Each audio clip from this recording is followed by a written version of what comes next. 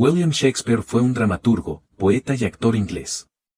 Conocido en ocasiones como el Bardo de Avon, o el Bardo, se le considera el escritor más importante en lengua inglesa y como uno de los más célebres de la literatura universal. Shakespeare es generalmente reconocido como el más grande de los escritores de todos los tiempos, figura única en la historia de la literatura. La fama de otros poetas, tales como Homero y Dante Alighieri, o de novelistas tales como León Tolstoy o Charles Dickens, ha trascendido las barreras nacionales, pero ninguno de ellos ha llegado a alcanzar la reputación de Shakespeare, cuyas obras hoy se leen y representan con mayor frecuencia y en más países que nunca. La profecía de uno de sus grandes contemporáneos, Ben Jonson, se ha cumplido. Por tanto, Shakespeare no pertenece a una sola época sino a la eternidad. Ningún otro escritor ha tenido nunca tantos recursos lingüísticos como Shakespeare, tan profusos en trabajos de amor perdidos, que tenemos la impresión de que, de una vez por todas, se han alcanzado muchos de los límites del lenguaje.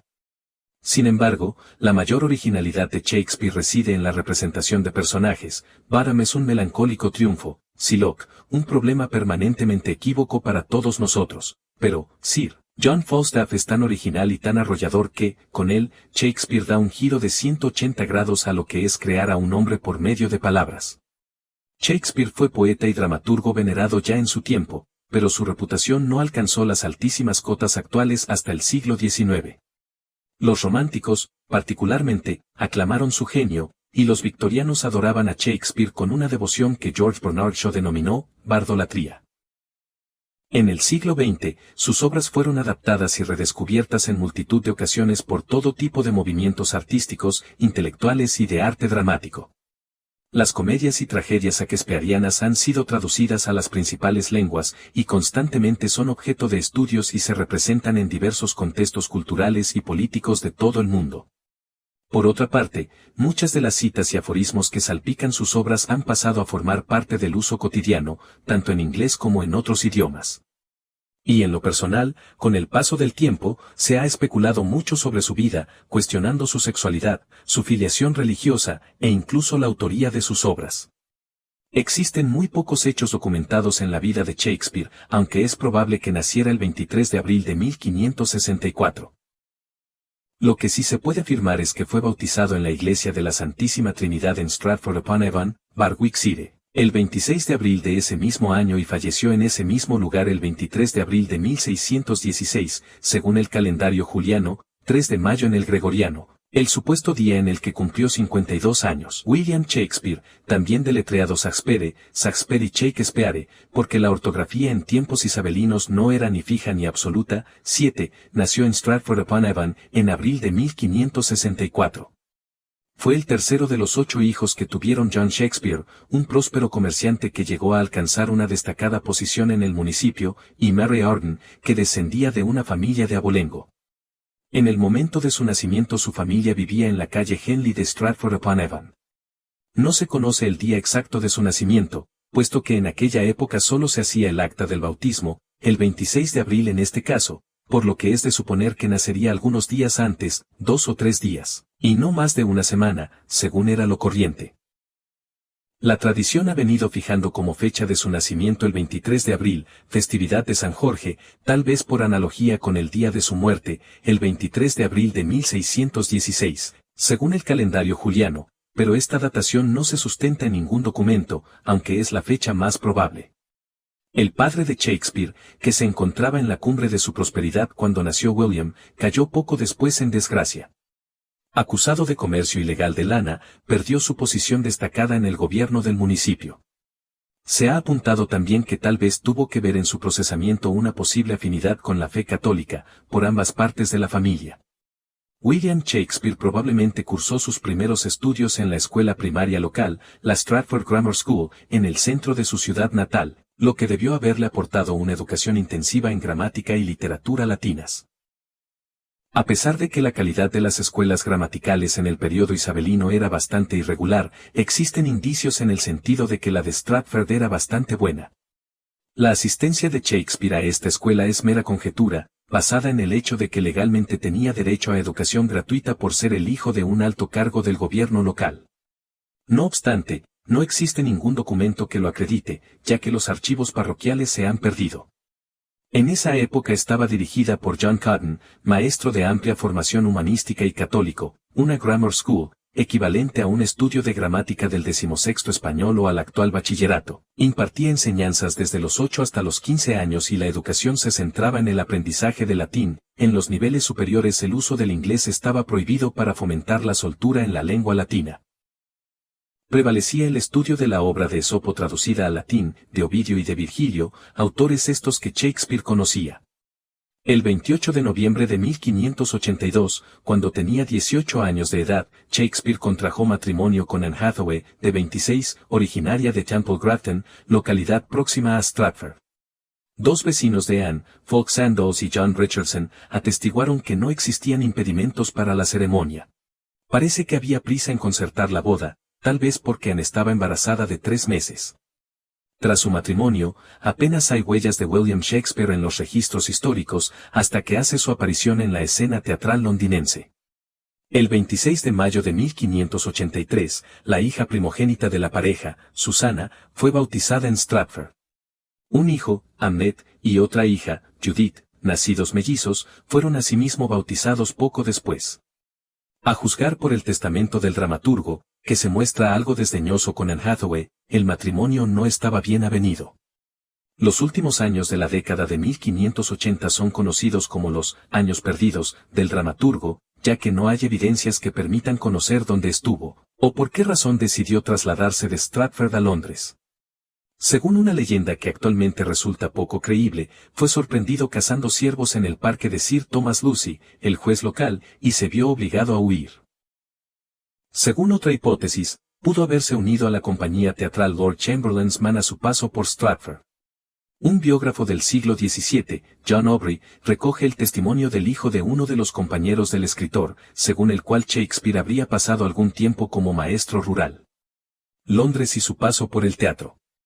Hacia 1592 Shakespeare se encontraba ya en Londres trabajando como dramaturgo, y era lo suficientemente conocido como para merecer una desdeñosa descripción de Robert Greene, quien lo retrata como un grajo arribista, embellecido con nuestras plumas, que con su corazón de tigre envuelto en piel de comediante se cree capaz de impresionar con un verso blanco como el mejor de vosotros, 9, y dice también que se tiene por el único sacude escenas del país. En el original, Greene usa la palabra Shakespeare, aludiendo tanto a la reputación del autor como a su apellido, en un juego de paronomasia. En 1596, con solo 11 años de edad, murió Hamlet, único hijo varón del escritor, quien fue enterrado en Stratford el 11 de agosto de ese mismo año. Algunos críticos han sostenido que la muerte de su hijo pudo haber inspirado a Shakespeare la composición de Hamlet, hacia 1601, reescritura de una obra más antigua que, por desgracia, no ha sobrevivido. Hacia 1598 Shakespeare había trasladado su residencia a la parroquia de St. Ellen, en Bishopsgate. Su nombre encabeza la lista de actores en la obra Cada cual según su humor, Every Man in His Humor, de Ben Jonson. Pronto se convertiría en actor, escritor y, finalmente, copropietario de la compañía teatral conocida como Lord Chamberlain's Man, que recibía su nombre, al igual que otras de la época, de su aristocrático mecenas, Lord Chamberlain, Lord Chamberlain. La compañía alcanzaría tal popularidad que, tras la muerte de Isabel I y la subida al trono de Jacobo I, el nuevo monarca la tomaría bajo su protección, pasando a denominarse los Kingsmen, hombres del rey. En 1604, Shakespeare hizo de casamentero para la hija de su casero. Documentación legal de 1612, cuando el caso fue llevado a juicio, muestra que en 1604, Shakespeare había sido arrendatario de Christopher Mountjoy, un artesano hugonote del noroeste de Londres. El aprendiz de Mountjoy, Stephen Ballard, tenía intenciones de casarse con la hija de su maestro, por lo que el dramaturgo fue elegido como intermediario para ayudar a negociar los detalles de la dote. Gracias a los servicios de Shakespeare, se llevó a efecto el matrimonio, pero 8 años más tarde Bellot demandó a su suegro por no hacer entrega de la totalidad de la suma acordada en concepto de dote. El escritor fue convocado a testificar, mas no recordaba el monto que había propuesto. Existen varios documentos referentes a asuntos legales y transacciones comerciales que demuestran que en su etapa londinense Shakespeare se enriqueció lo suficiente como para comprar una propiedad en Blackfriars y convertirse en el propietario de la segunda casa más grande de Stratford.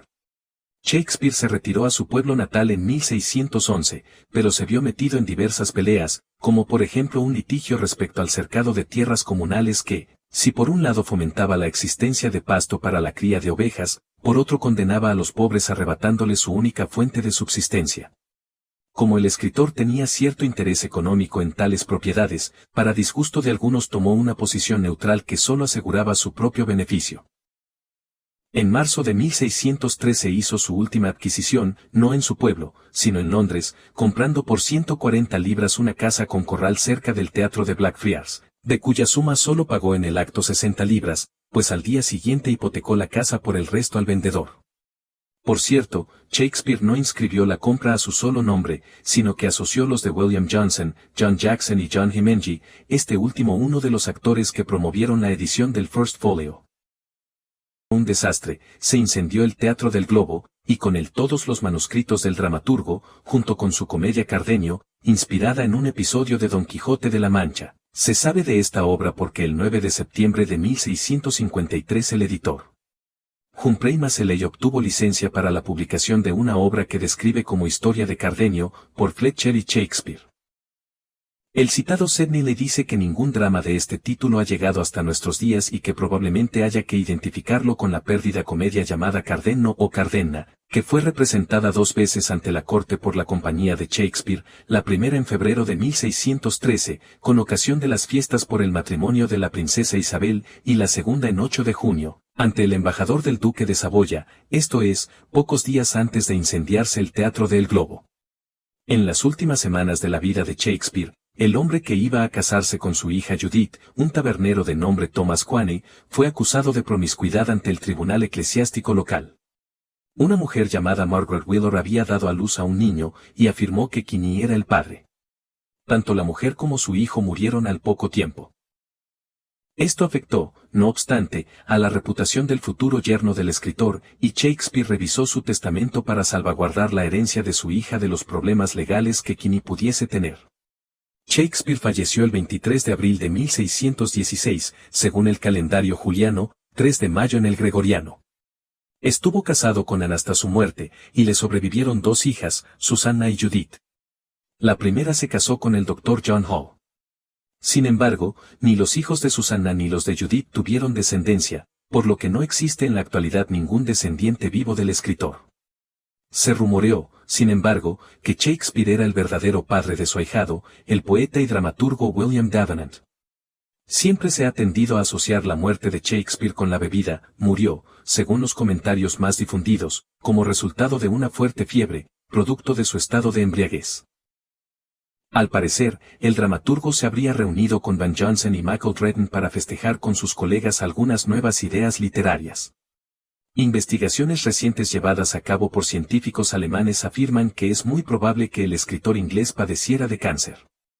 A la compra de un diezmo de la iglesia por 440 libras, una suma considerable en la época.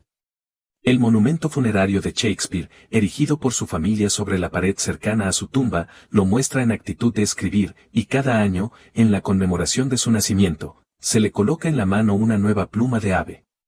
Era costumbre en esa época, cuando había necesidad de espacio para nuevas sepulturas, vaciar las antiguas y trasladar sus contenidos a un osario cercano. Tal vez temiendo que sus restos pudieran ser exhumados, según la Enciclopedia Británica, el propio Shakespeare habría compuesto el siguiente epitafio para su lápida. Buen amigo, por Jesús, abstente de cavar el polvo aquí encerrado. Bendito sea el hombre que respete estas piedras. Y maldito el que remueva mis huesos. Una leyenda afirma que las obras inéditas de Shakespeare yacen con él en su tumba.